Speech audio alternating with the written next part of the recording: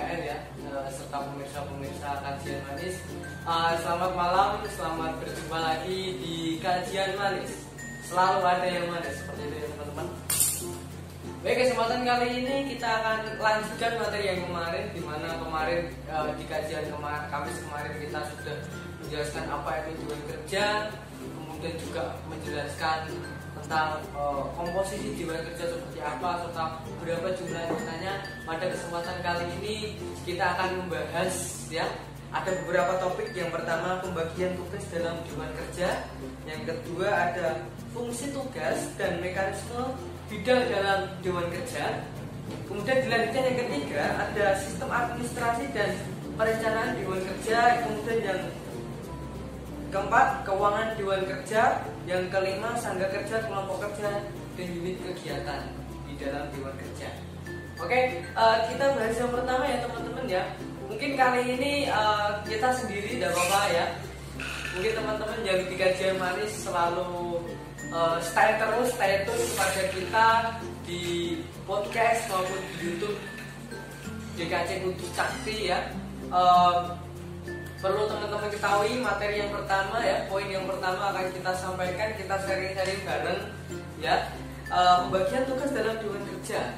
Di dalam pembagian tugas di dalam dewan kerja itu ada ketua dewan kerja, kemudian ada juga wakil ketua ya, sesuai kemarin yang sudah kita sampaikan, dan itu semua mempunyai tugas dan wewenang masing-masing di dalam dewan kerja.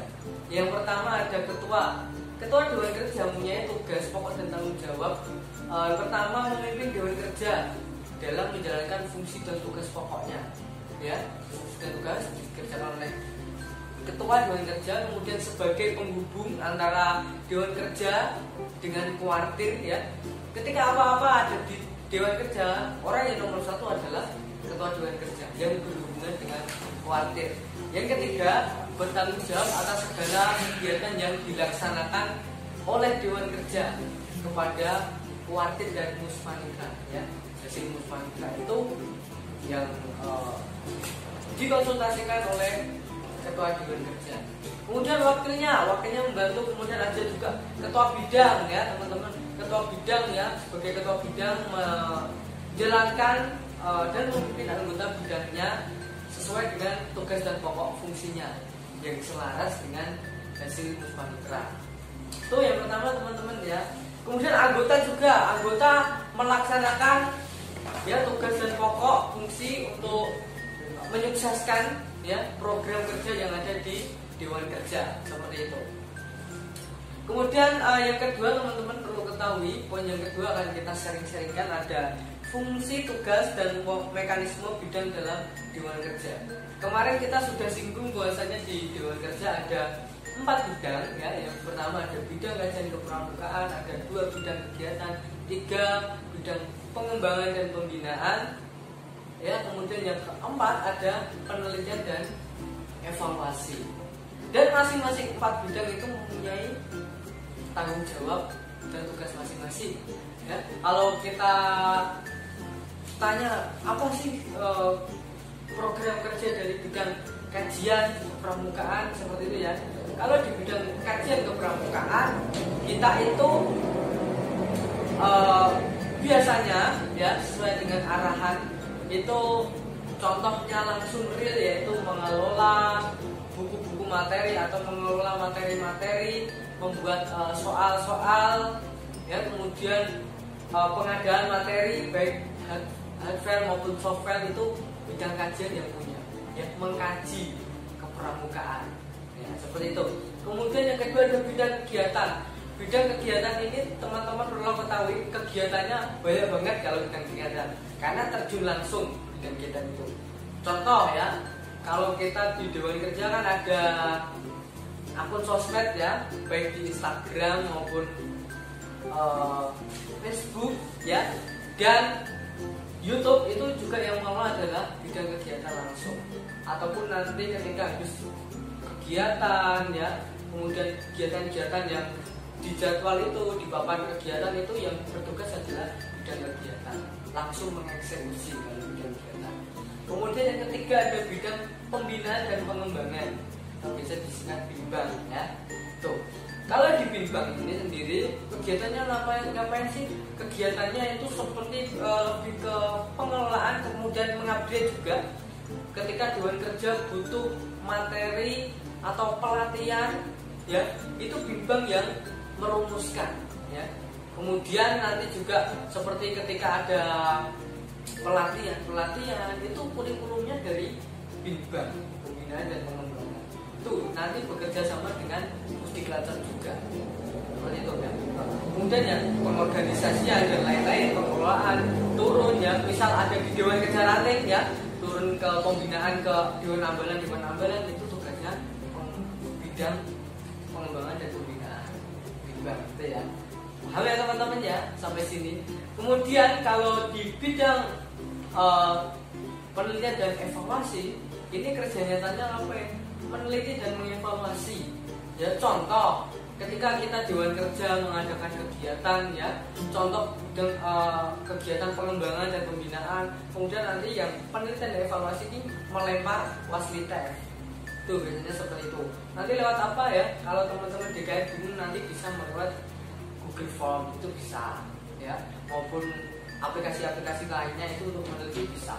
Nanti dari hasil penelitian itu nanti bisa untuk pembinaan juga, pengembangan lagi apa sih yang perlu dievaluasi, kemudian apa yang perlu dikembangkan lagi biar semakin bagus. Itu tugasnya dari bidang penelitian dan evaluasi. Dan ternyata banyak banget. Itu hanya sekedar saja supaya teman-teman yang ada di Dewan Kerja ini atau pemirsa kajian manis ini dapat mengerti ya, seperti itu.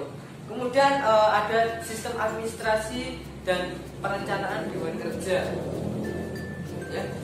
Gimana sih sistem administrasinya? Sistem administrasi di Dewan Kerja itu mengikuti kuartik ya teman-teman ya. Nanti juga ketika perencanaan, baik pengelolaan uangnya, nanti perencanaan itu juga nanti ketua Dewan Kerja sama wakilnya itu juga terjun langsung seperti itu ya untuk sistemnya. Dia kurang lebih seperti itu, mengikuti kuartik ya, paham ya, mengikuti kuartik ya, berpersulatan dan lain-lain. Tuh. Kemudian untuk keuangan di Dewan Kerja itu sebenarnya dari mana ya? Mungkin di teman-teman di Dewan Kerja ataupun yang pemirsa yang belum tahu, keuangan di Dewan Kerja ini bersumber ya alokasi dana dari kuartir.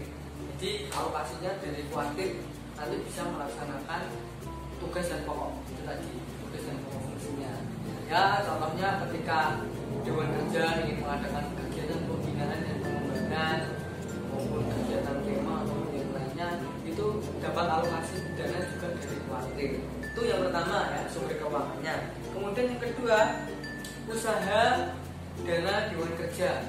Mungkin butuh sponsor kalau punya link ya, itu Dewan Kerja juga bisa usaha dana atas Dewan Kerja. Kemudian yang ketiga itu ada iuran peserta kegiatan. Mungkin ketika kita mengadakan kemah ya kan, itu kan ada iuran juga dari peserta. Nah, itu nanti juga bisa digunakan untuk support kegiatan ya, untuk menyukseskan tadi tugas dan pokoknya tadi, untuk pembinaan ya, sebagai wadah ya, supaya Pramuka Penegak Pandega ini mempunyai kualitas yang lebih berkualitas, lebih bersinergi lagi ya dari tadi ya, alokasi dana ini ya, karena dana ini pasti penting ya untuk support kegiatan seperti itu teman-teman. Kemudian yang terakhir, yang kelima, ini ada poin sangga kerja, kelompok kerja, unit kegiatan ya. Ketika Dewan Kerja dalam menyukseskan tugas dan pokoknya fungsinya ya, itu pasti butuh sangga kerja, kemudian apalagi kelompok kerja, kemudian unit kegiatan. Nah ini nanti di sini ya, dalam melaksanakan tugas dan pokok fungsinya, Dewan Kerja dapat membentuk sangga kerja. Jadi seperti teman-teman lakukan lah pasti ya, dalam menyukseskan kegiatan tugas dan pokok fungsinya, nanti Dewan Kerja ini membentuk sangga kerja, di mana ada ketua sangkel ya, kemudian nanti ada bidangnya ya, misal bidang admin, kemudian bidang kegiatan, ada bidang sarpras itu yang nanti membackup ya, mensukseskan kegiatan. Nanti semisal butuh pasukan lagi bisa, nanti untuk panitianya atau untuk sangga kerjanya itu nanti bisa meminta bantuan kepada Pramuka Penegak dan Pandega ataupun unit-unit yang ada di Dewan Kerja seperti itu. Kemudian bertanggung jawab pada kuartir melalui dewan kerja. Ini nanti Sanggar Kerja juga melaporkan habis kegiatan melaksanakan tugas dan pokoknya nanti ada laporan juga sebagai hasil tanggung jawab kita kepada kuartir. Mungkin itu ya teman-teman ya. Mungkin kalau masih bingung ya, gak apa-apa, nanti bisa dibaca juga di SK 005 itu tentang dewan kerja. Ya, sekian dari kami ya. Stay tune terus di kajian manis ya. Jangan bosan-bosan malam-malam mendengar kajian manis ya. Tentunya bermanfaat ya. Sama-sama belajar, jangan putus asa walaupun pandemi seperti ini. Walaupun dibatasi kita tetap bersinergi. Ya, sekian dari saya. Ya, stay tune terus di kajian manis ya. Jangan lupa untuk selalu berdoa, selalu jaga kesehatan. Sekian dan terima kasih.